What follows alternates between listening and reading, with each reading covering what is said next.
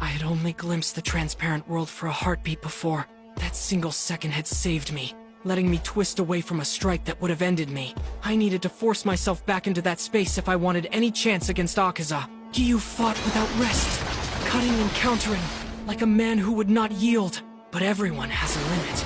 Akaza watched him, patient as a hunter, and found it. Giyu's arms trembled, his breath hitched, and then Akaza struck true. A blow snapped Giyu's blade in half and drove a jagged punch into his chest. For a moment, the world narrowed to a single, terrible silence. It looked like it was over. Akaza's eyes widened at the sight of his own severed hand. He didn't understand what had happened. I pushed myself inward, deeper into the transparent world. Everything went slow and clear. Giyu saw it at once.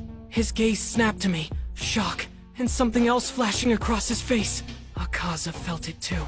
For the first time, the demon tasted fear. Every instinct screamed that I was different now, dangerous beyond what he expected.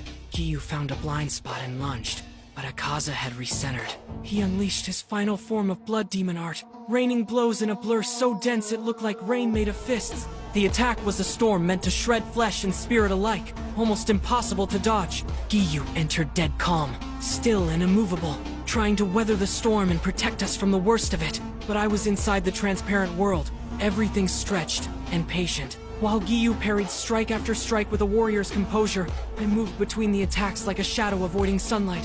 When the barrage finally stopped, Akaza scanned the ruin with a predator's assurance and believed I had fallen.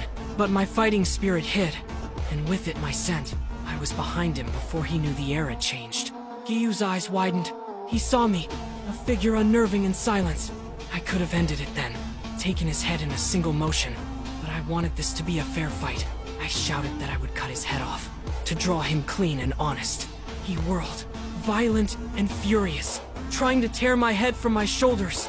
I slipped aside with the calm of the transparent world, and watched the fury miss. Akaza groped for me in the only way he knew how, trying to spin his blood demon art to drag my spirit back into the open. But nothing answered him. Fear bloomed in his chest, where certainty once lived. He froze, then hesitated, and in that crack, I moved. My breath tightened. Everything converged on the point at the end of my sword, and I cut. The blade found its path. It was quick, clean, and absolute.